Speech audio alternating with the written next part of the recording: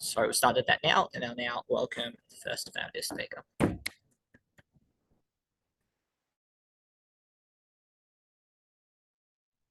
Hello. Am I audible?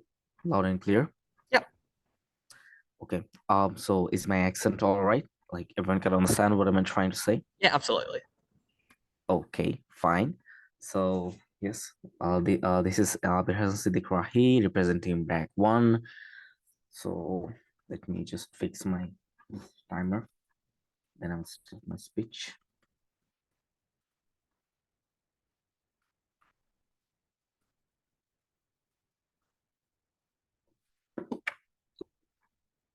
Starting my speech in 3, 2, 1. So Australian Labour Party, we have to understand like what is their ideology, what they try to impose, and how that's specifically gonna help us to impose the fact that like we should aggressively compete with China to fund the infrastructure in the Solomon Islands, and how that's gonna help us in the long run for the advanced geopolitical strategies that's gonna uh, follow by all other countries, by which they will try to utilize their own for their own even interests. Now, the Australian Labour Party is a central left organization and they believe in social democracy, and they mainly try to do the country labor affiliation policies out of all of the regions. Now, Australian Labour Party has way more like importance in the case with the Solomon Islands. Like the Solomon Islands itself is a dormant country, is a dormant region where a lot of like transactions and routes take place in the whole procedures and all. So that's why Solomon Island itself has own geopolitical importances, and why that's why every country has their own interest to use the Solomon Island as their main hub. So mainly the main problem that's happening right now is Solomon Island is trying to maintain some security pact with the China, with the US acknowledgement that they will kind of respond to any kind of military installation that may be initiated by the Beijing. So that's why for to respect the Solomon Island sovereignty itself, the Australian Labour Party and the US affiliation parties, they want to ensure the fact that yes, we would to compete with the China, to make with better deals, to come up with the better deals, we need to fund the infrastructure of the Solomon Island so that we can get into the head of the people's head, so that yes, rather than China, we are a better chance to like get affiliated with, and you can get more benefit from us. So that's what we will try to perform our government side. So first of all, the China has more. The China is trying to dominate over the Solomon Island by using a lot of ideologies as well. So if we can look at the parties, the Solomon Island, they mainly the rise of the social democracy, and they don't try to mainly over the communism in part. Their ideology is kind of based on the communism part, which is kind of a hybrid of community, which is followed by the Chinese government as well. So while they were farming those ideologies and trying to get affiliated with the Solomon Island, they tried to utilize and manipulate the fact that their ideology is also similar with the Solomon Island, and that's why they try to form so many forms and pacts as which tries to benefit in their own better ways.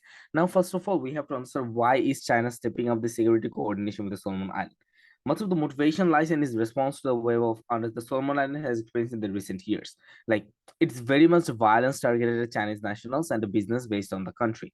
Now, violence has been attributed to Malaysia for democracy. The Solomon Island has specifically importance in US Taiwan friendly organization from the country's province. So that's why this specific diplomatic alliance from that Taiwan to China, and how that's going to affect the Solomon Island affiliation. Now we have to see that Labour parties try to form a good relationship with by Australian dominances all over the Solomon Islands. Now if they need to compete with the China, and if they need to get to the people's head that yes, we are a better chance to get affiliation with. So they have to improve on the infrastructural development as well.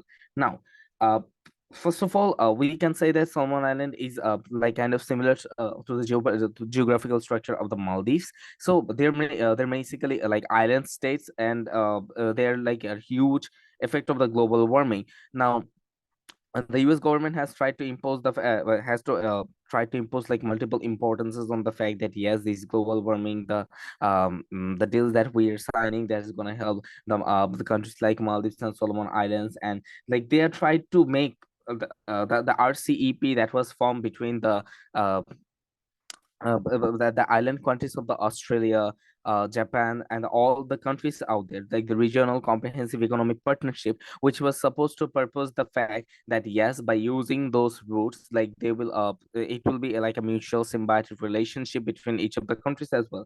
This thing was not actually working out, so that's why China step up. They try to impose the fact that yes, we are they single-handedly try to utilize multiple facts and effects so that they can actually gain people gains people interest in their specific kind of people.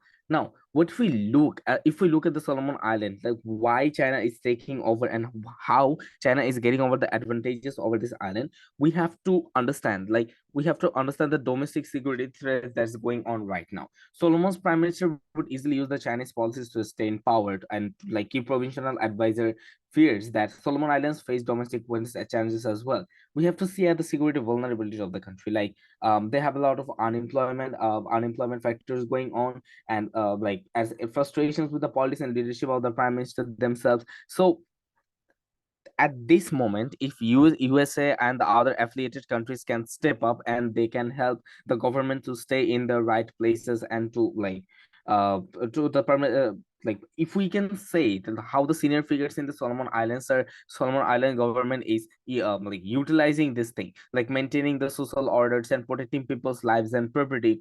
So the opposition politicians have always raised concerns about the islands, that like the Chinese armed police and the military personnel and China's active participation in this factor that's going on right now. Like Solomon Island will try to definitely in their own country's interest, they will try to utilize more. They will try to utilize more countries. Sorry. They will try to utilize more help from the Chinese government as well. So it's all about the affiliation countries who will try to move forward and who will try to make the countries more affiliation with each other. Now, if we go to the main point, like why we would focus on like as an Australian Labour Party, why we should compete with China to find infrastructure in the Solomon Island. First of all, if we build the infrastructural development, there are some things are going to be solved.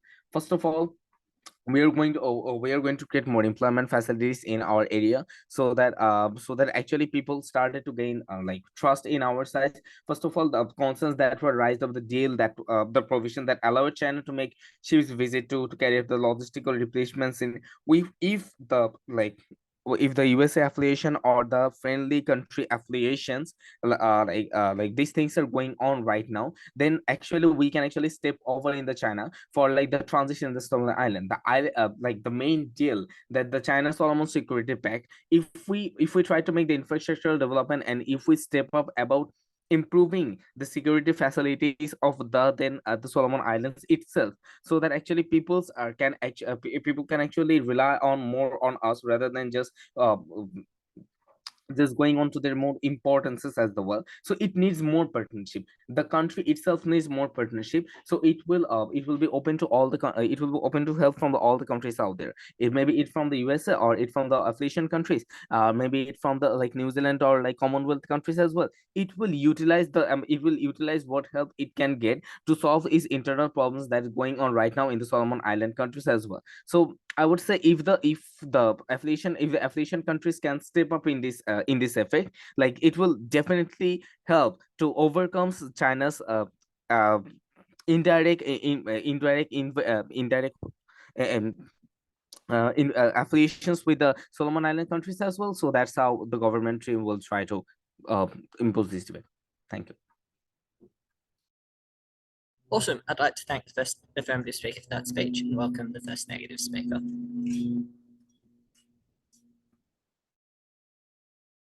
Yep, just if you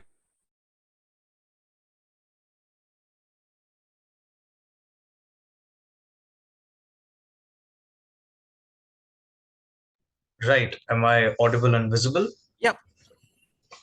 Cool. Starting in 3, 2, 1. two very simple things in this speech. First of all, why there's absolutely no necessity to do this, and second of all, why Labour Party specifically right now should not do this as a matter of policy. But before that, just a few things to note on extraneous responses. First of all, I don't think AFT proves a single benefit for why this policy has any kind of beneficial impact for Australia, because they just come in and say that it's a security agreement that will cause employment. First of all, note I'm not sure if it's a security agreement, how you're getting any kind of employment out of it in the very first place. But second of all, if you actually want employment to occur, you can just have domestic investment, you can have domestic infrastructure growth and larger amounts of focus on things like sustainable infrastructure within Australia itself. That's what the Labour Party focuses on. I would suggest that's a much easier way to actually get investment out, because they don't actually manage to prove any way that they get that in the very first place. Second of all, I'm not entirely sure why the US is an obligation and why the US will actually intervene within Solomon Islands, but in any like positive way in the first place, right? Because the US has two very clear incentives to not do so. Number one, the US is primarily focused on the Ukrainian conflict. That is to say, giving things like Hellfire missile drones, like Reaper drones backed by Hellfire missiles to Ukraine. And the fact that the US does not care about most portions of the world just means that they're probably not going to focus on the Solomon Island, a small island like the Solomon Islands, in the broader scheme of things in terms of international politics. But also the fact that the US cares more about its internal politics right now, because of the fact that you still have Senate run of elections to win. You still need to ensure that your Democratic, after the midterms, the Democratic majority or the Democratic like control of the Senate and the House is somewhat consolidated, and charting a future policy path out of there. These responses prove some very, very clear things. It proves, number one, that the US and other countries are probably not going to intervene in favor of Australia if Australia starts aggressively expanding. And secondly, that Australia gets absolutely no clear benefit out of it, because I don't think AFT ever pose any kind of feasibility. With this being said, then, on to the first argument of why there's absolutely no necessity to do so. The argument's very clear. China does not pose a significant threat to Australia right now because of political and economic reasons, and therefore there's absolutely no reason to aggressively compete with them in the Solomon Islands. Why in terms of politics? First, know that this is not the theater that China specifically cares about in terms of things like expansion. China's primary way of expansion is caring about the 9-dash line, that is caring about Southeast Asian countries, caring about areas like the South China Sea. This does not include the Solomon Islands or directly impinge on Australia's EEZ. Second, the only other area that China probably cares about here is probably countries like Taiwan, because of the fact that the US has been inflammatory with Taiwan recently. For example, by seeing Joe Biden's statements or whatever Nancy Pelosi's visit had to do in Taiwan after like 20-30 years, or probably caring about things like the Malacca Strait, or which is just not something that again concerns something about Solomon Islands.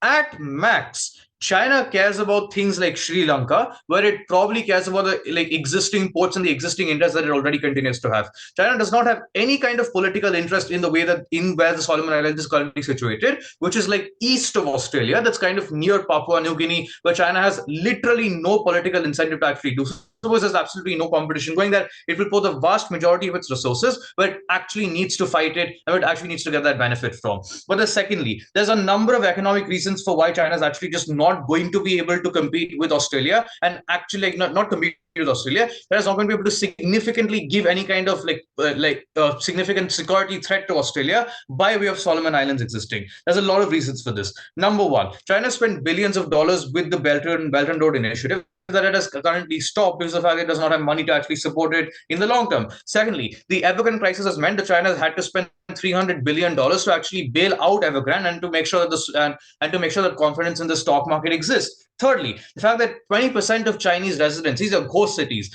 That is to say, in eastern China, you have cities selling for the price of watermelons because of the fact that you actually do not have buyers. This means that there's a fall in the confidence that exists within the home buyers and the home market, which means that there's a larger amount of security threat, economic threat China has to deal with. Fourth, you have massive protests occurring in China. The fact that Hunan province's banks, for example, people have stopped paying mortgages to these banks, and that people are out in the streets protesting against the CCP government after the Chinese Party Congress, shows that China has significant internal governance problems that it has to deal with to a significant extent. Fifth, the fact that China has lost a lot of manufacturing capabilities due to things like COVID, because of the fact that it has moved to things like Vietnam and Thailand because of strict COVID lockdowns. Is that China doesn't have the manufacturing it had before to actually go and significantly work on this in the first place. But finally, China has significant internal infrastructure projects like the South to North Water Division project, for example, the Yingbi Buchuan project. That is the largest water project in the entire world because it straddles all of East China to West China. Means that China is spending significant amounts of money internally externally, and it cares about whatever it has to do internally, as opposed to actually going ahead and acting aggressively with Australia. What does this argument prove? The argument proves very simply that China does not have the incentive or the economic means to pose an actual significant security threat to Australia anytime in the medium or the long term. But even if it is there, I would posit that there's absolutely no risk to Australia. Firstly, what does this like? What does this possible threat look like? Right, this possibly look like carrying out military drills, like naval drills, for example, that it carried out near Taiwan. But guess what? That does not affect Australia at all, because you absolutely have no water range in proximity between China and Australia. You have other countries in the area, like Philippines or Indonesia, that is countries within the 9-line that are probably impacted by this. China's unlikely to go as far as Australia is easy. But second, this might also look like things like flybys and airplane like violations of airspace, for example, which is just unlikely to happen with Australia in the first place, because of the fact that Australia just is not as close geographical proximity with China. But second, even if you have an actual war, even if you have actual amounts of conflict, the US will probably step in at that particular point of time, and then that situation will completely be diffused, or the situation is probably going to end up in a win for Australia, because of the very simple reason that they just have an asymmetry of military power at that particular point in time, because the US military is just a lot stronger. What does this argument prove? This argument proves, first of all, that China is unlikely to pose any kind of threat to Australia, and therefore Australia has absolutely no incentive or absolutely no necessity to actually go ahead and aggressively compete with China in the first place and waste their resources. But even if it exists, there's likely to be no significant amount of impact that Australia faces in terms of security, and therefore Australia has absolutely no need to do so, even in affirmative's best case. Coming now then to the second argument about why the Labour Party specifically should not do this. I want to have the framing for this very, very clear. The Labour Party won this election after the fact that you had mismanagement under the Liberals that existed under Scott Morrison. There's a few things to note on this. First of all, Labour's platform is basically domestic governance. They talked about reducing carbon emissions. They talked about increasing investment in the country domestically, and they just talked about maintaining the status quo with respect to any other issue that they had. They literally won because of the fact that they said that they wouldn't actually go further than they had to normally. Secondly, they have a wafer thin majority. That is, they have 77 seats, and that's just barely the majority in, I think, the 150 House of Representatives that continues to exist. What are the impacts of this then? First of all, Labour has absolutely no incentive to actually go ahead and aggressively compete with China, and instead to focus on their domestic issues, because of the fact that they expressly went on domestic issues as their mandate. But second, even if they want to focus, their difference with the Scott Morrison government specifically is the fact that they're diplomatically engaging with China. Scott Morrison was acerbic and extremely violent, extremely hateful and inflammatory rhetoric when talking against China. The difference that the Labour Party here is going on with is the fact that they're diplomatic and they do not engage with that kind of inflammatory rhetoric. Aggressively expanding means that they completely go against that mandate, and they completely go against what they won the election on. That's extremely bad for them. Two impacts that ultimately come from this entire debate. First of all, you might get sanctions that are continued to be placed that happened under the Morrison government. Secondly, you might have windfall results that happen in future elections, that is like state elections or even future national federal elections that occur. That is just bad for the Labour Party as a whole. This is bad for the Labour Party. This is bad for Australia. Oppose. I'd like to thank the first negative speaker for that speech and welcome the second affirmative speaker.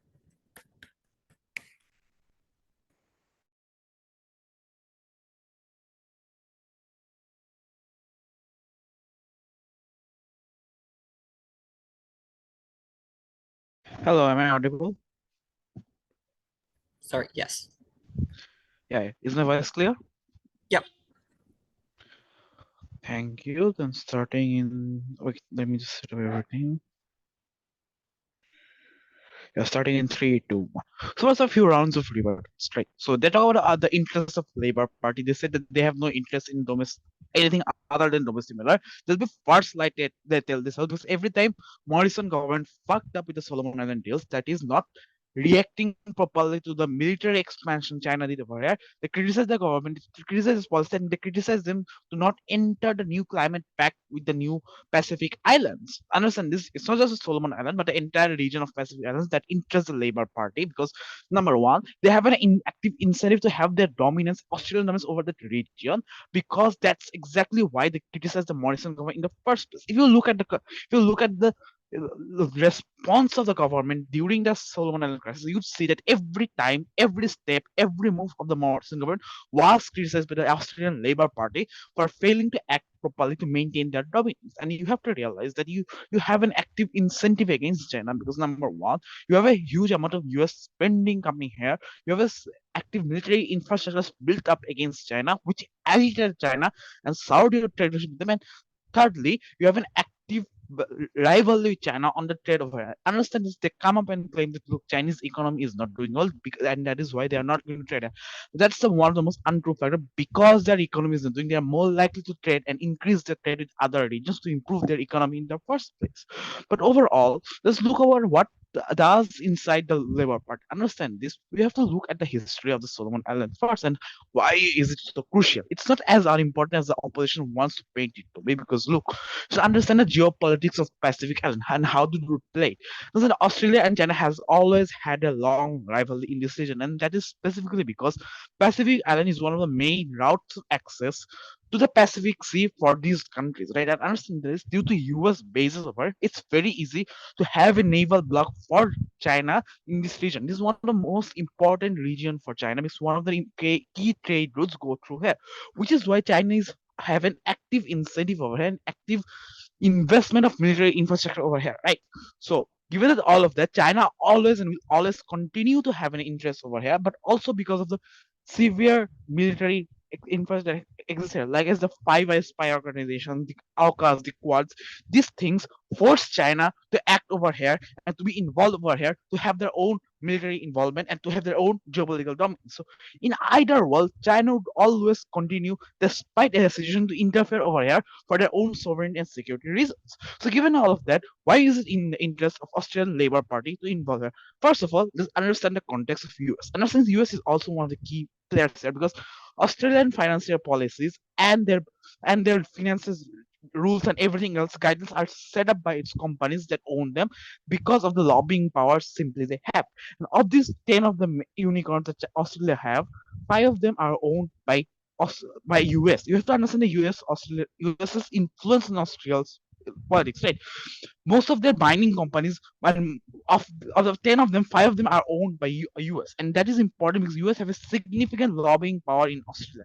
Understand this, the moment in them that you are not acting enough against China is the moment in them that US would use these companies to like promote political parties that are going to work against China. That means the moment the US finds out that you are not doing enough, they're going to start supporting the other side. And that is what happened with Morrison's government. The moment in time that Morrison failed to respond to the Solomon Islands is the moment that this company shifted the support towards the Australian Labour Party and give them more political views and more campaign money, right?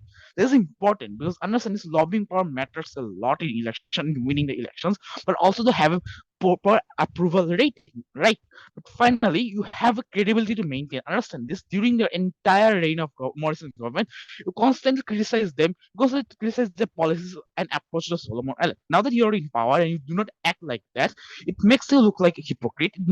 It weakens your position, it weakens the statements you have made and promises you have made to the people of Australia, like that you are going to be a better government than them. You're going to ensure that Australia goes back to its dominant region, and you are going to ensure that Australia's security and sovereignty is maintained. Like, so why is this important? Why is outside matter very much important to the Labour Party? Understand this. Australia already has billions of dollar investment over there. Thousands of Australians work in Solomon Islands. That is because of the bilateral trade they had with Solomon in the first place. The relation with them is a historic one, and we have to understand having China over here is a sentimental value, have a lot of sentimental value. Why? Because look, China is not having an economic presence but a military presence over here, as they invited their police and military to guard them. That is a significant sovereignty risk because it's very close to the Australian borders, and a military base is an active threat to the sovereignty. Right? So when you're funding the infrastructure there, when you're funding them and their infrastructure, they have less of an incentive to invite China, and that is what exactly happened. China moved out, they moved out of China and went back to Australia, which ensured the security is maintained for Australia. But understand this is exactly how the Pacific Islands plays their trade deals. They generally invite China first or Australia first, and they expect the other side to intervene and to give a better trade deal. That's the geopolitics of the Pacific Island. They take advantage of this rivalry, and in exchange, China and Australia step up their game and compete with each other, take the deals. That's how it has been happening for over a decade now. And that is exactly what, and we can see that by the billions of dollars invested in different other regions as well. For example, and so why is this? So at the end of the day, what benefits the side governments is what are the direct impacts we are bringing, right? Understand this, the first line of impact is we protect Australian interests over here.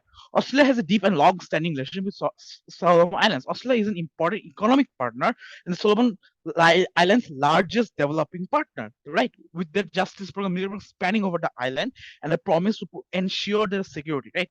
With over 600 to 1,000 Australians working there, we have to understand is not just some unimportant island to Australia, but one is close to Australia, one which has ties with Australia, one which has trade relationships with Australia, one whose credibility relies on Australia, right? Because understand this, if Australia fails to have them on their side, it's a failure of Australian governments to the European Union, to the Commonwealth, to the United States, to its own people. It's a failure of it on a global image, right? That means that Australia couldn't even protect its own neighbor, couldn't keep its own close island to itself, and lost it to China. It makes the country, makes the government looks like a joke on the world scale, and there's very important because the image of this government is also important. Understand this: that Australia maintains a good relationship with different other European and US nations, right? Which means that you also use brownie points, you score with them to win the elections. You wait for the lobby, wait for the support, wait for the economic ties they bring, and understand this: the kind European hands looks like anti-China. So the moment that you are winning is anti-China sentiments, you're less likely to face and you're less likely to have any issues and with the other forms of government, and more likely to have their support, their lobbying, their economic support, right? Which is important because it helps you score better deals with the other nation. It helps you score better movements with the other nation. That means you can give better deals to your own people, right? But also at the end of the day, you do care about your geopolitics, you do care about your regional politics because you want to be dominant power in this region. This is something that Australia has already had the mindset of. The difference is who ensures that. Understand this: the Morrison government did fail, and you now got the opportunity to fix the failures of the previous government. So the question is, would you do it or would you not? Right? Understand this: we believe as a side government you should, because it protects your credibility, because it ensures the promise you made. Understand this: that in the last election you made the promise, you criticized the government for its failure. Now, if you do not act up your game, you're going to fail again like the last government. Thank you. Proud to propose. Thank the second affirmative speaker for that speech and welcome the second negative speaker.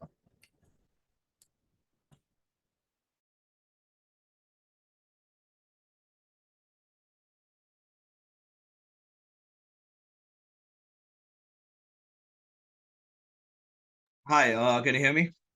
Yep. All right.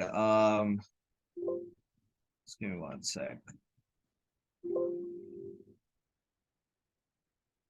All right, starting in 3, 2, 1. I think side affirmative has two things in this debate. Firstly, I think a bunch of lies and then a bunch of assertions. I'm going to deal with the lies first, and then I'm going to deal with the assertions. Firstly, they say that US has an active interest in the Solomon Islands because apparently it receives Western funding and it's important. I mean, I'm still not sure in terms of why.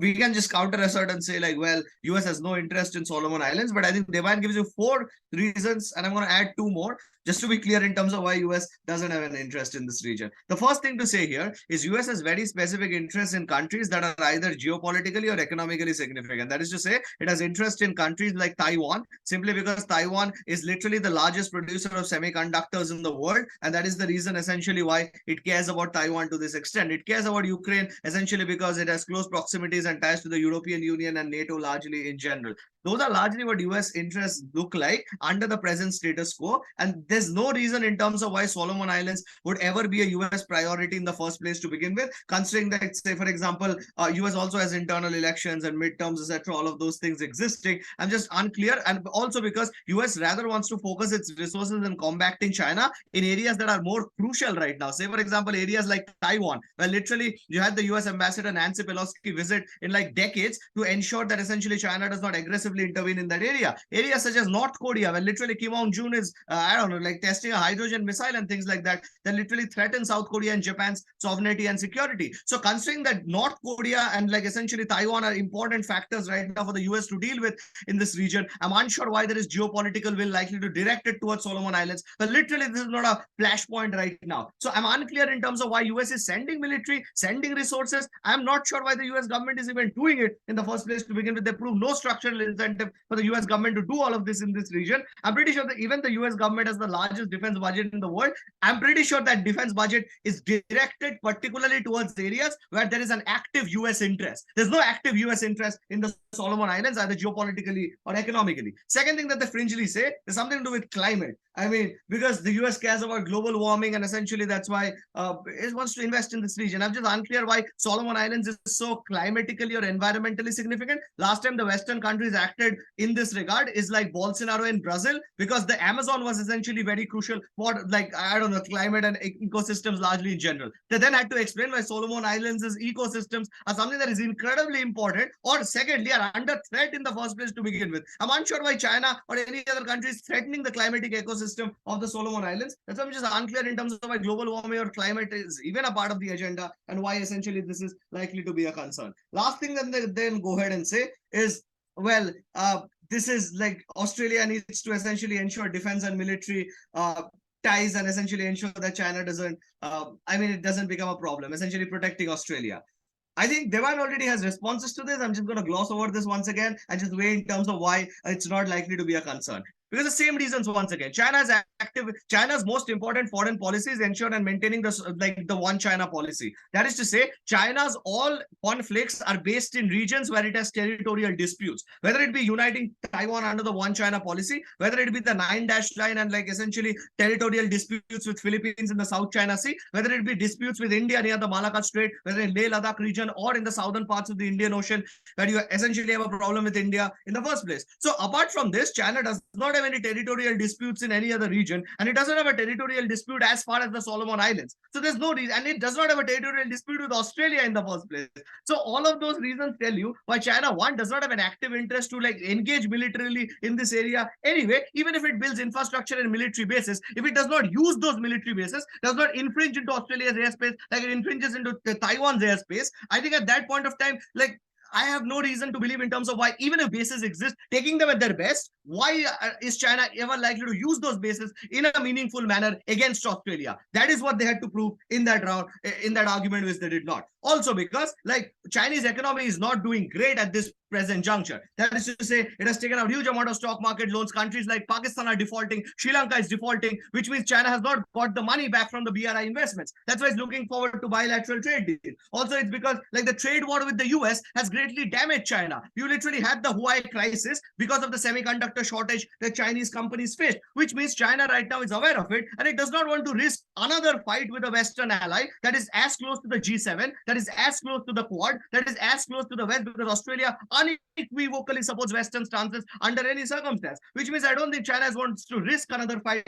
with a Western ally as strong as Australia at that point of time, which is unclear why China would then again like militarily do anything that would threaten Australia's sovereignty. That should take affirmative out of this round. What are the harms of the Labour Party then subsequently? I think firstly, Labour Party under Anthony Albanese largely came into power on the backdrop of the failed policies of Scott Morrison. Scott Morrison wanted to be more aggressive towards Solomon Islands and essentially counteract China. The first line of framing here is China is Australia's biggest trade partner. Australia's most exports and imports are from China in the first place to begin with. Point at which, when you aggressively go ahead and compete with China and do the signaling that we are against you, rather than like you don't have to prove that you are with you, but at least prove a neutral stance. Point at which, when you actively signal that you're against you, China is likely to sanction you or impose tariffs or impose higher amounts of taxes on your imports and exports. That's literally what happened during the Scott Morrison government. That Australia literally suffered in terms of the revenues that it could get and had to pay higher prices essentially for the imports that were coming from China in terms of digital equipment, cars, and like refined products that were coming. So which means it economically is largely likely to be detrimental and against you, point at which when you pick an active fight with China. But secondly, it is just uncomparative and not aligned with Labour Party's goals, which is largely on the center left to the far left of the political spectrum, which is things that the Labour Party cares about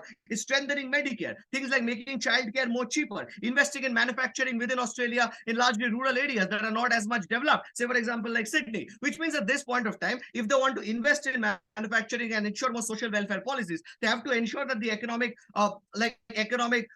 stability of the country is essentially maintained. But also show of power and military might is largely a right-wing stance. Like that is why you have Trump, who essentially came up and showed power. Like Modi in India essentially shows like like what you call strong arming power against Pakistan. Those kind of things are largely right-wing political attributes, which are not attributes of the center left or the far left. They rather are concerned about domestic policies and social internal welfare policies that the Scott Morris, that the Anthony Albanese government is more likely to care about. That's the reason why it's not in the political interest of the Labour Party to go ahead and pick an active fight and actively antagonize your biggest trade partner for any reason in the first place to begin with. The last thing I'm going to argue is something of a direct impact on the population. A lot of Chinese people essentially stay in Australia, and like the Australian population consists of a large amount of Chinese Australians. Point at which, when you aggressively pick a fight against China, these are the minorities that are likely to be affected. Because point at which US and China faced each other in a trade war, Chinese Australians faced Chinese Americans faced a huge amount of racist backlash from essentially the US majority population. The same is going to happen again when you actively then aggressively pick a fight with China, antagonize China, and paint China as the oppressor, as the US did, is likely to increase the amount of racist or say, for example, microaggressions against the Chinese Australian community. There is a huge amount of population in the Australian diaspora, in the Australian cultural makeup, which means at that point of time, these are the individuals who are largely likely to bear the brunt of microaggressions and racist attacks. You don't essentially want that to happen. You want the center-left government to maintain more amount of cultural heterogeneity and the amount of cultural stability, etc., in this country. For all those reasons, neg. I'd like to thank the second negative speaker for that speech and welcome the third affirmative speaker.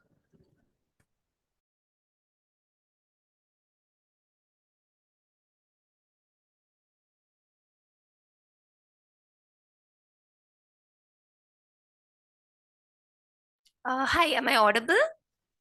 Yep. All right, just a second.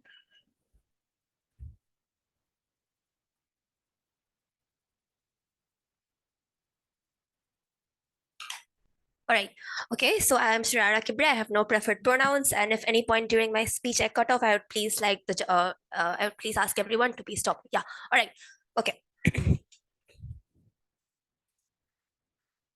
Yeah. So starting my speech in 3, 2, 1. Understand something. This is an actor motion, right? Which means that this debate will be won by the side which shows that which side benefits the Australian Labour Party more, right? And not just the entirety of Australia. We just have to show that which side benefits that party more, right? Okay. So understand something. What does the party want? At the end of the day, like no matter what things we say, what like fancy things we say, a party wants to get voted, a party wants to get power, right? So it means that the party just wants to create that image that we are benefiting the people, and the party wants the people wants the public to go to the election polls and like vote for them, right? Okay. So this is something that the negative side needed to the negative side needed to take into consideration, right? Because they did not. They okay, right. So now I will talk. Okay. So now I will talk about the classes that I have that I have in my speech, right? First of all, does China pose a threat to the Labour Party? Understand something. Yes, China has an active interest. Why? Because at the end of the day, China is looking to become a global superpower. China is looking to expand everywhere, and this is why China invests. Right? China invests in countries like Bangladesh, or even countries like Sri Lanka, right, where China wants to get power. Even if China does not need that economic leverage, it still wants to get power because it's looking to become become a leading superpower in the global scene, right? It means that China does care, right? And the CCP wants power, and it wants to show its citizens that it has a global standing, right? Also understand something. I don't really get why the point of COVID, like about how China being an economic crisis has to be here, because I feel like China has recovered from the impacts of COVID, and even if it has not, I feel like the CCP has a budget allocation ready for its global ambition. And it's why we clearly think that China does have an interest, and China will go to the Solomon Islands and will want to pose a threat to Australia, right? And why do we think that this security threat something that will hamper the Labour Party, right? Because understand something, when you have a superpower like China with such amount of military capacities near you, you have that message that the Australian Labour Party is not able to secure its citizens, not able to protect its sovereignty. It's a moment in time you lose votes, right? You lose votes of the public, and because the public is now scared, and public just wants a new government who will not be as weak as this party, right? Okay. Now moving on to the second class as to why do we think that this aggressively competing to fund infrastructure is beneficial for the party. Understand something, infrastructure is permanent, right? It means that, it has like real tangible benefit. It will continue to exist even in the future. It's not some kind of loan, it is infrastructure, meaning that, it's something that the Labour Party can always, point out, we funded infrastructure there, we created employment there. It means that it's something that is permanent, something that they can always use as, in their campaign slogans, right? Okay. So understand that, the employment side benefit that we talked about, it's just a side benefit to that. It's not the main point that we're talking about, and also understand that why using this money to fund infrastructure is something that that is the most best use for this money and will also be beneficial to the Labour Party, right? Because understand, at the end of the day, you just want to send an image. You just want the public to know, that you are doing something, right? You just want that soft power, right? And when the public gets that image that the Labour Party is doing things better, it's its foreign influence is so much more greater. It's when you get votes. It's when you benefit this party, and this is what the focus of the motion should be about in the first place, right? Yeah, and also they talked about how there are a significant portion of Chinese Australians who are likely to be at risk. Understand that we don't think that this is the case. Why so? Because first of all, these Chinese Australians are people who left China and they came to Australia, right? Meaning that now they have they are people who are looking to build their lives in Australia, and they're looking to have a higher standard of living in Australia. It means that at the end of the day, they're also likely to support Australia. And we don't think that this case is similar as the one they talked about Chinese Americans, right? Because that was a different case about COVID. It's a case about about funding infrastructure and which and which party has that stronger image, and which party will push people to move to the polls, right? Now moving on to the third clash about why US comes in the debate. Listen, like no matter how much the government, the negative side talks about how, US does not care, it has, its own elections. Listen, US is not a small country. US has like multiple organizations, US has multiple people working in multiple sectors. So, even if US has midterms coming out, even if US is at war, I feel like US will still go on and try to intervene in other countries, right? Why? Because at the end of the day, this is what global politics looks like. This is what IR looks like. It's not logical, but it's IR. We can't do anything about it. Yeah. So US cares about image, right? And US, and understand that when we say about US involvement in the campaigns of the party, we talk about US companies that actively invest in there. We are not talking about the US government directly aiding Australian Labour Party. It's not something that happens, right? We're talking about US companies that that fund that are involved in the funding, in the campaign funding for the Labour Party, right? So understand that US does have an interest, and even if you assume that US is like too busy, US can't do anything about it. Understand that when and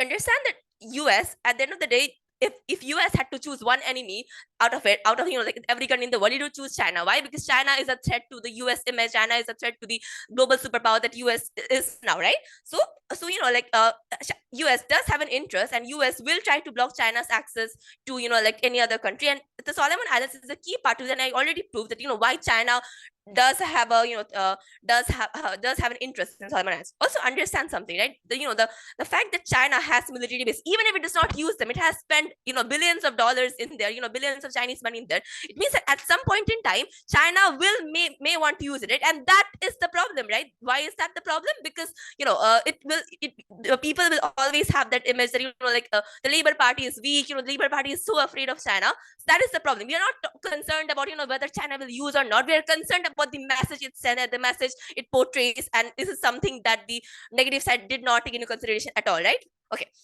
Now moving on to the last clash about why do we think that the exports and imports that you're talking about Australia and China won't summit. Understand something. Understand something. These are, we are talking about aggressively competing in sort of funding infrastructure. We're not talking about direct war with China, right? We're not talking we will ban China, or we will ban Chinese nationals from visiting Australia. We're just talking about the aggressively competing to fund infrastructure, right? It means that there's no direct enmity that we are talking about, right? It means that China is not a fool. China imports mean money to China, and China is not a fool that it will just sanction Australia. We just sanction something, right? Understand that things don't work like that. China and Australia are not two school kids fighting. They are two countries with massive amounts of people, and these two countries do not just care about they cover a lot of things together. And understand that for them to prove that China will the imports will suffer, they had to show us how, right? Okay. So understand something, right? In the very best case of the negative side, what we have is that, the Labour Party does not invest, and and like China does not use. But still, the message that it sends that the Labour Party is weak, the Labour Party is afraid of China is something that will not move the people to the votes the next election, and that is something that's important because it's an actor motion, and we are only concerned about what are the benefits of this party, right? Also, understand even in our worst case scenario, yes, we agree that some amount of money will go, and but we have side benefits, we have employment over there, and we believe that this is the best use of this money. Why? Because it's something that sends a soft power. It's something that shows that this Labour Party has good global relations, something that has extraneous benefits as well, right? So with that, we clearly believe that we win this debate on that very metric as well. Really, really proud to propose. I'd like to thank the third affirmative speaker for that speech and welcome the third negative speaker. Hi, am I clearly audible? Yep. All right.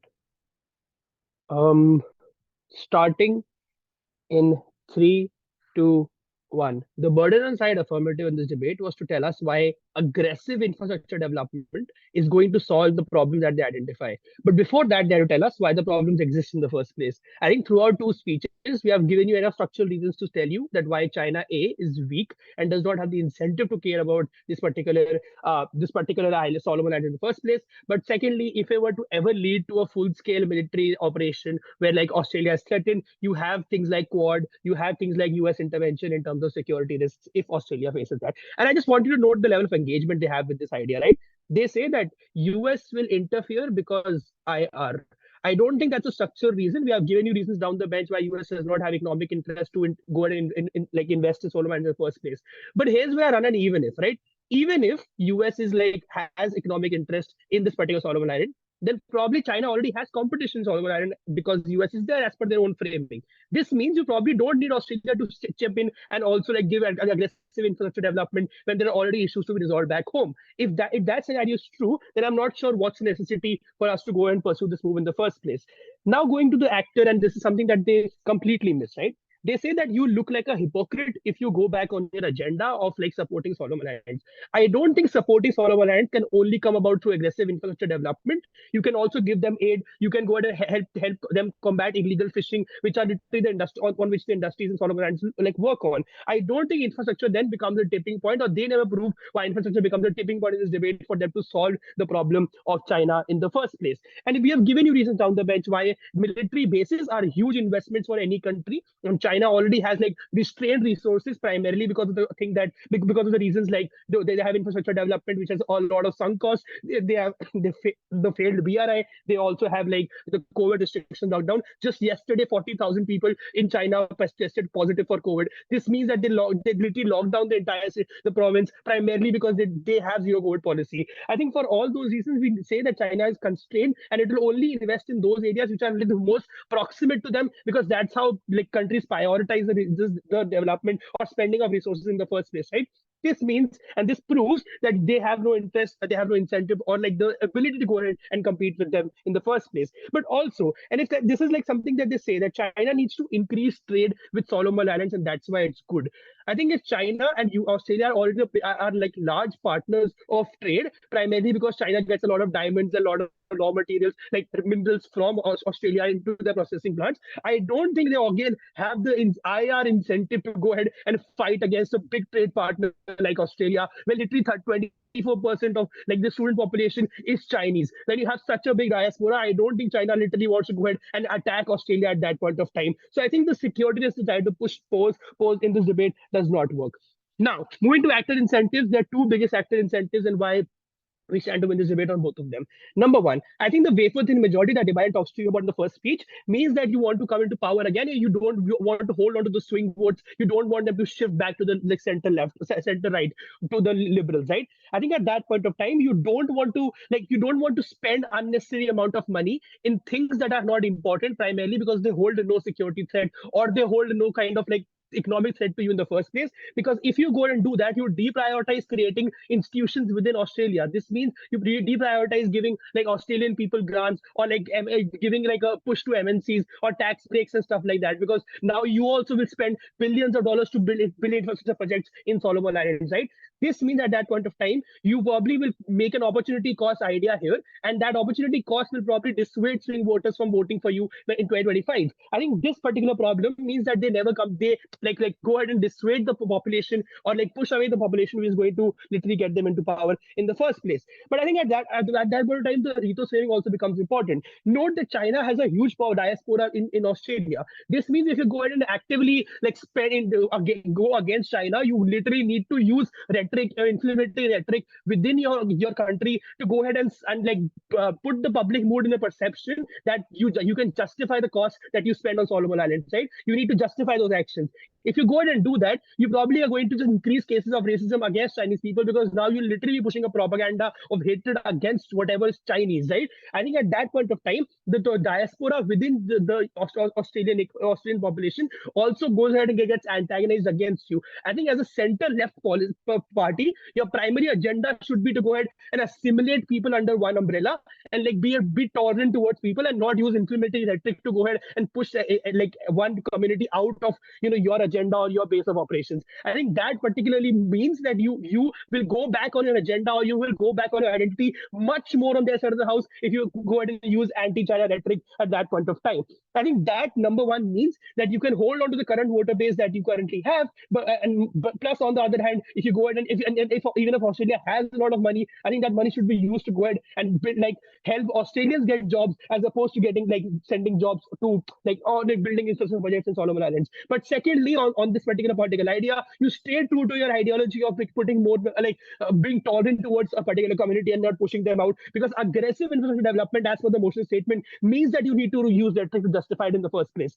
But I think the second, and this is very win on the political idea of the Australian Labour Party. But secondly, I think when you have such a big trading partner in China, which is literally 30% of your trade happens with China in the first place, I think picking up a fight does not merit any sort of benefits. But rather, what it does, it goes ahead and pushes China to a point where it can go ahead and literally increase taxes and tariffs on you. This happened in the previous regime, right? This means that your economy can now get hurt, and your economic problems can now just get exacerbated. Notice that the current world is going through an economic recession, primarily because of the wars happening in Ukraine, and even Britain is literally gone into recession and the economies are destroyed, right? I think when most Western countries literally do not have a lot of capacity to trade, I think you probably are not in a position, even as an Australian economy, which is literally coming out of COVID, to fight and hurt your economy even more by picking up a fight with China in the first place. And this is me taking them at their best when they say that China is so super strong. Even if China is so super strong, which is not true, because we have proven to you why it's not true.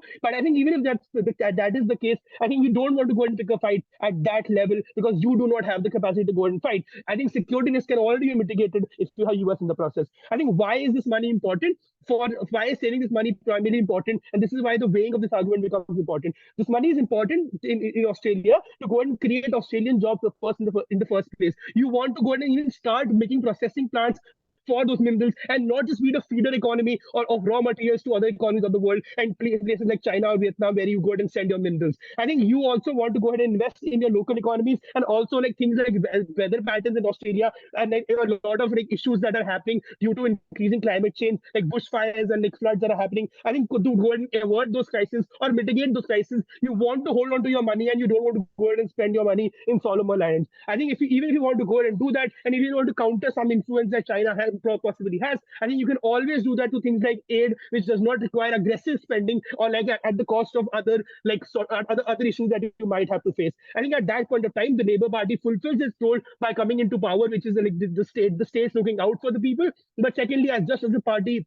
you stay true to your ideals more, and you also go and build base for your own re-election in the next term. I think at that point of time, we tell you that firstly on certainty of impact, but secondly, on the idea of which side is able to get you the best results for Australian people primarily, and best results for the actor itself. We stand to take this debate on a clear. I'd like to thank the negative speaker for that speech and welcome the negative reply speaker.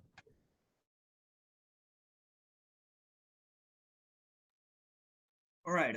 Starting in 3, 2, 1. Three things Labour Party cares about: optics, politics, economics, lastly. Firstly, in terms of optics, we told you in second speech why rejecting power and strong arming other countries is largely a right-wing agenda that parties do. Considering your center left of the political spectrum, I don't see why you need to strong arm other countries or pick active fights and engage in military, like things like provoking warfare. So there's no reason why Labour Party would essentially do it. You literally came after Scott Morrison, who was on the center right. You're on the center left. So rather, I would say there's no reason for you to have this optical show of power because it's inconsistent with the political ideology that Anthony Albanese has. Secondly, and this is the chunk of the debate, I think, in terms of political incentives, like in terms of why the Labour Party's interests are in the interest of Australia. Does Australia have any interest in this region? First thing they say that we are a US ally, you have to essentially go ahead and collude with the West. And that's why US is giving funding to Solomon Islands and West cares about Solomon Islands, all of that. Give you 4 reasons down the bench why US doesn't really care. Firstly, it rather cares about places that have territorial disputes or where it has active interest. Things like Ukraine, where right now it's an interest, where like Taiwan, where it has a semiconductor industry. Places like, say, for example, Japan and South Korea, where you essentially have to essentially like protect those areas against North Korea. So unless and until there is an active US interest to intervene, there is no reason why US would give funding to an area. The only thing that we get is, I mean, it's not logical, it's IR, but I'm pretty sure even if that's IR, that's not debating in the first place, because I don't think they can get away without explaining what the US interest would look like logistically in terms of what this ever pans out to be, which means the US really doesn't care. Then they say China poses an active threat to Australia. That's why you need to maintain territorial integrity, sovereignty, and that's why you essentially care. We give you, I think, 5 reasons over here in terms of why China won't essentially intervene, because one, China cares about, firstly, it's one China policy, which means cares about Taiwan more. Secondly, it only cares in areas where it has territorial disputes, South China Sea, 9-dash line, Malacca Strait, Indian Ocean, where it has disputes and territorial disputes that it actively cares about and wants to resolve, which means those are things in priority. Solomon Islands isn't. Lastly, we said China is suffering economically from the trade war with the US, the Huawei crisis, the huge amount of stock market loans that it has given out with Sri Lanka and Pakistan haven't been able to repay. All they said, well, CCP has the budget and it recovered from COVID. I mean, that's an assertion. I'm not sure why that is. Like, if that is the case, like literally you won't have had the Evergrande crisis. You won't have like stopped work on the BRI. You won't have had to say, for example, literally have host cities in China that literally are unoccupied right now. If the economy was doing so well, that's literally evident on the ground. That's the reason why China does not have the economic ability or the political interest to essentially engage in this region. That's why what these two things prove is that there is no active necessity for us to aggressively go ahead into the Solomon Islands. Lastly, I think what the Labour Party cares about is largely economics. They went ahead and said that you can develop infrastructure in the Solomon Islands. A lot of Australians work there. I don't know why. Secondly, I'm not sure why there is an economic interest in the Solomon Islands. They never give you any exclusive benefit. All we said that the money that you spend in infrastructure in the Solomon Islands is a sunk cost. You're not sure when you're going to get it returned. Literally put the money in Australia. I mean, literally make places more urban, literally essentially create more urbanization and put that infrastructure, manufacturing plants, etc. in Australia itself than in Solomon Islands. I'm not sure why outsourcing the money is beneficial. Then we went ahead and said, in terms of why the active interest of the Labour Party on the center left of the political spectrum is in terms of Medicare, in terms of childcare, investing in manufacturing, and more social welfare policies, which means you want to have economic stability. China is Australia's biggest trade partner in terms of imports and exports. You don't want to jeopardize the relation, because literally that's what Scott Morrison did, and China sanctioned Australia, in which you lost out on trade revenue. You don't want to lose out on trade revenue coming from like being the Albanese government, because that's literally detrimental in terms of your economic interest. Lose out on trade revenue, lose out the amount of money you have as a government to spend in other infrastructural projects. That's why China is likely to antagonize you. It's not going to like friendly take you when you go ahead and aggress against it. That's the reason why you shouldn't do it. Last thing we said in terms of culture, that a lot of like Chinese Australians exist, which means like you cannot like detach ascriptive characteristics from individuals, right? Which means you can at that point of time, that's likely to lead to more amount of microaggressions towards this community when you actively antagonize China. That's literally what happened in the US post the US-China trade war. For all those reasons, it should be an egg ballot. Awesome. I'd like to thank the negative reply speaker for that speech. I've also just noticed that we've lost quite a few people, but given that they've all spoken, I assume we're not giving the AF reply. Is everyone okay if we just keep going? Neg is fine. They just had classes, so that's. Oh yeah, no stress. Cool. Yeah, cool. That's perfect. Cool. We'll welcome the affirmative reply speaker then.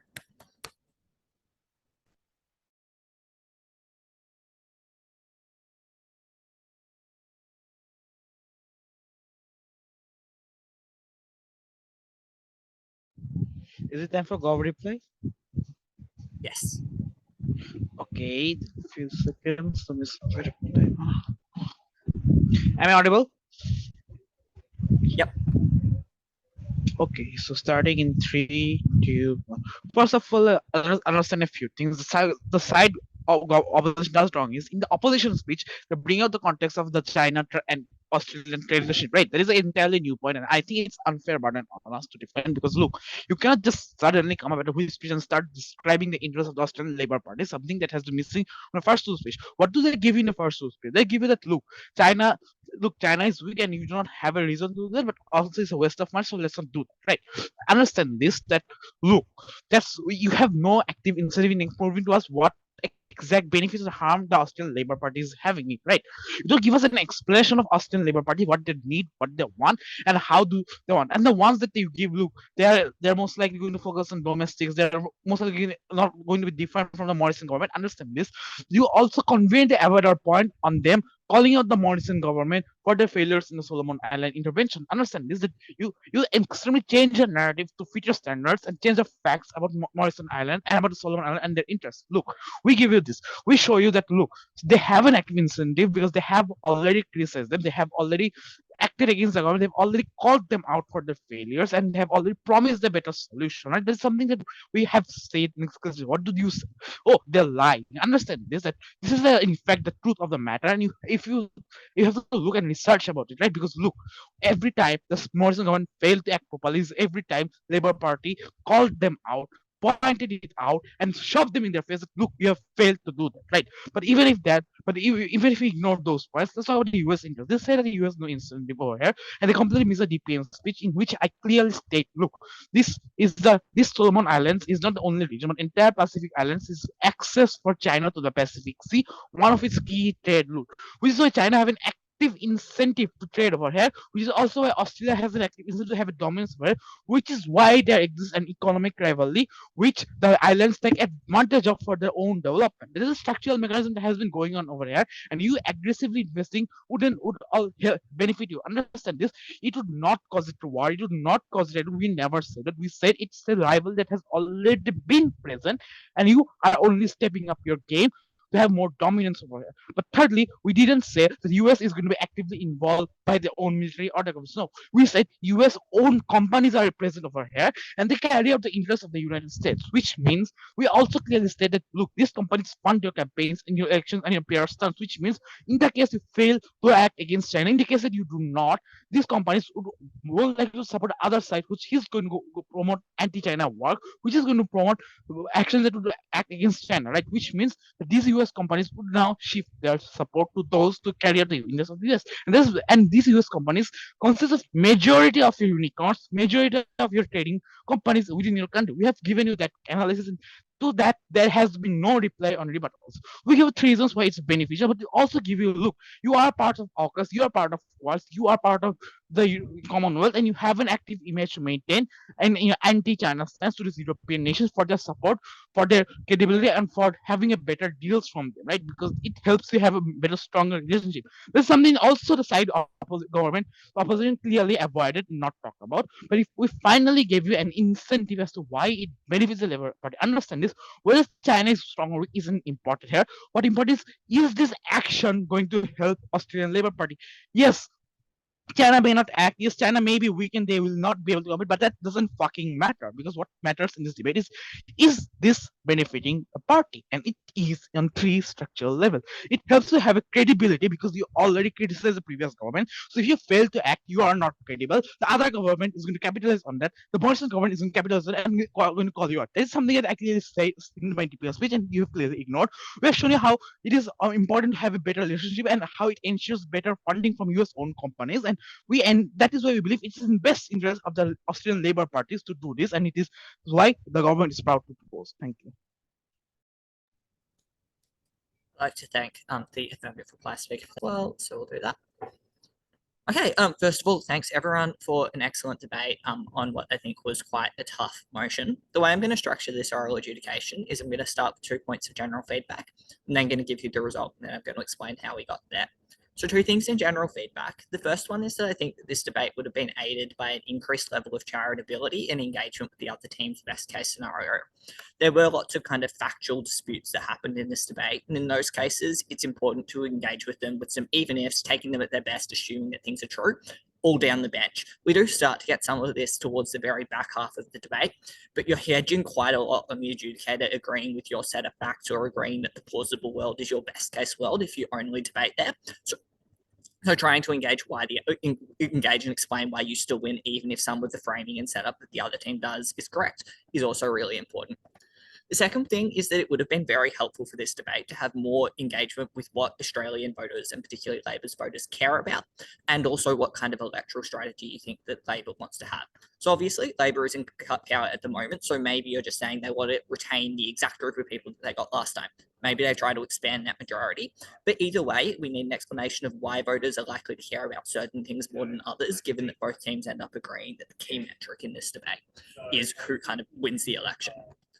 Then we did reach a unanimous decision in this debate, but we did both think it was quite close. But ultimately, this debate was awarded to the negative team. So congratulations to them.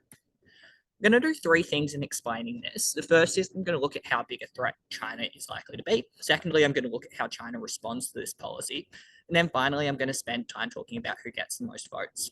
It's important to note that those first two questions aren't actually debate winning or debate answering questions, but because they get a lot of airtime and because they play into that third question around like how people get votes for the Labor Party, I am going to deal with them separately first.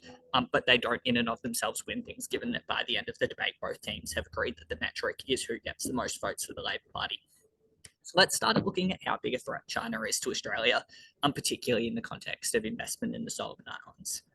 We think that the affirmative team is able to set up quite clearly that there are some threats posed by China's presence in this particular region. So in particular, we get an idea that this is quite a key trade route, and so the ability to block your access to the Pacific potentially is likely to be quite a bad one. They also discuss the way that military bases might be trying to be built, which would have the potential implication for kind of security threats given the close proximity of the Solomon Islands to Australia. Neg, we think, overclaims how little a threat is posed here, and this is one of the examples at a time where we think that an increased level of charitability and engaging in the other team's best world would have been helpful. But they do manage to mitigate the threat in a couple of key ways. Most importantly, they're able to establish that even if some of these threats are true, China has a limited incentive to actually utilize the military infrastructure and anything like that against Australia.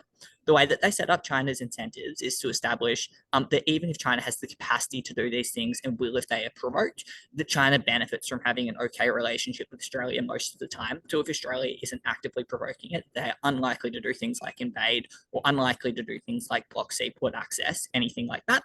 And so at that point, while we were convinced that there was some threat, and definitely the perception of threat maybe would continue to exist as China gains power in Solomon Islands, we didn't believe that this threat was so absolutely overwhelming. Secondly, then, let's look at how China responds. This is what both of us thought was key material from the negative team, and we would have liked to see both more substantive time spent on it on neg, and also more kind of solid and deep engagement with it from the affirmative team.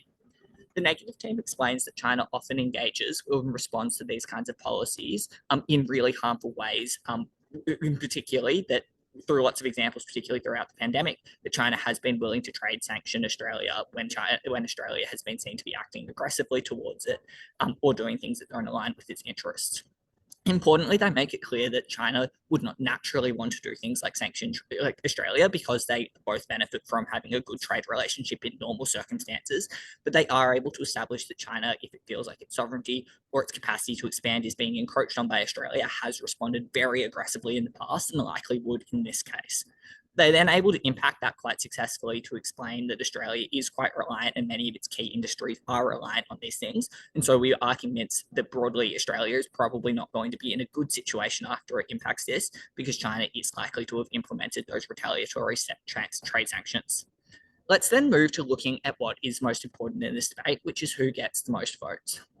As I suggested earlier, we would have liked more time spent on explaining what voters care about or what kind of votes we are going after as the Labor Party, and that could have helped to sway this either way. So having that as the first piece of setup is probably something that you care about, that you should do in a debate that is about who gets more voters. Couple of things under here. Firstly, I'm going to deal with the material that we had about US funding and why the US might care about this. Both of us felt that way too much time was spent in this debate explaining whether or not the US cares about this, given that it wasn't actually one of the key considerations in the debate. But the main claim that we get from the affirmative team is that US companies are key electoral lobbyists in Australia, and therefore that because they care about the Solomon Islands, they will lobby here. We felt that that was an insufficient reason to believe that the election was swayed for a few reasons.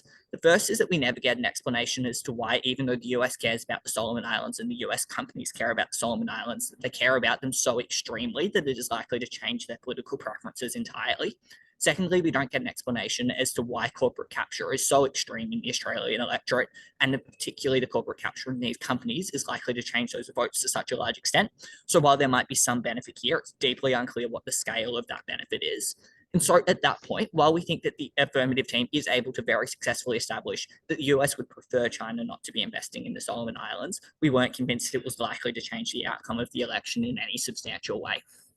The second thing to say is that it would have been helpful, particularly for the affirmative team, probably both teams, to establish why you think that the Australian population cares or does not care substantially about what happens in the Solomon Islands, because like lots of the kind of consequences of this policy we thought might be electorally important, but we don't get a clear explanation as to why like the fate of the Solomon Islands and who is the prime minister there was something that was particularly substantial and particularly important to the people living in those islands. But because we don't get that, there are three other things that we're going to look at. Firstly, I'm going to look at the optics. Secondly, I'm going to look at the impact of things like sanctions and trade. And then finally, the discussion around investment. So firstly, on the optics points, I think that the affirmative team does a good job to point out that that this will potentially result in the Labor Party looking like they are weak and like they are unable to kind of keep control of their neighbours and those around them, and that they might be kind of perceived as hypocritical because they were critical of the Scott Morrison government and their failures in the Solomon Islands. Negative team is able to defeat this in a few ways. Firstly, they point out that the kind of perception of being super strong and strong-arming countries around you is not necessarily one that the Labor Party wants in the first place, pointing to its position in the centre-left and its capacity to differentiate itself from Morrison-era policies. They point out that maybe you don't want to take such a strong-arm approach to Solomon Islands in the first place. Secondly, they point out that one of the other kind of key electoral things internationally that the Labor Party was built on, or in this last election, was taking a more sensible and conciliatory, a more sensible approach to China and limiting the kind of level of aggression from Scott Morrison era. So there were clear reasons not to want to continue that policy. While it is true that they criticised the Morrison government's failures in this region, we don't get an explanation from the affirmative team as to why an aggressive infrastructure investment is the only way to undo those policies, or why it is clearly differentiated from what Morrison did.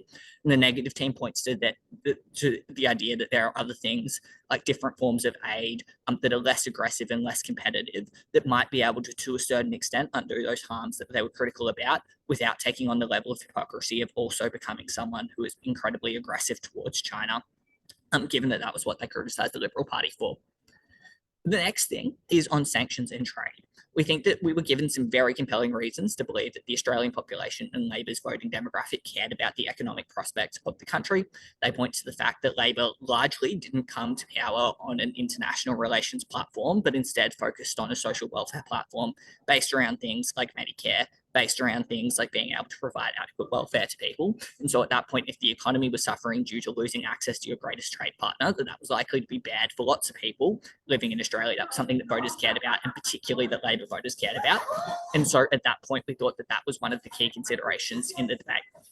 Finally, then, let's look at infrastructure. Firstly, from the affirmative team, we get an idea that it is beneficial to be able to signal to the fact that you have built infrastructure in the Solomon Islands because it's something that's long-lasting and seems very permanent. And that because there are like 1,000 Australians working there, that it's something that some Australians care about. Here, we think that the negative team is able to point out what we think is a fair claim, that if you spend every cent of that money that you've spent on infrastructure in the Solomon Islands in Australia, that is likely to be something that affects more voters and is attractive to more people. And again, it was unclear why people cared so specifically about infrastructure in the Solomon Islands compared to other places. So at the end of this debate, while we were convinced that maybe it looked a little bit weak, we thought that the Labor Party wasn't mostly concerned about its perception of international strength, and its capacity to carry out things like good diplomacy was more key to its reputation. we thought that sanctions and trade would devastate the Labor Party's capacity to implement the policy agenda that had actually got it elected in the first place. And even though infrastructural investment was good, it was probably better to be targeting that in Australia rather than the Solomon Islands. And at that point, we thought the negative team won the debate. But all teams did really well. I'm happy to answer, give you like message on Discord or Facebook for individual feedback. Would also really encourage you all to chuck Millie a message as well, as she had really excellent and important thoughts about the debate, and I'm sure that she'd be able to give you all really helpful feedback as well.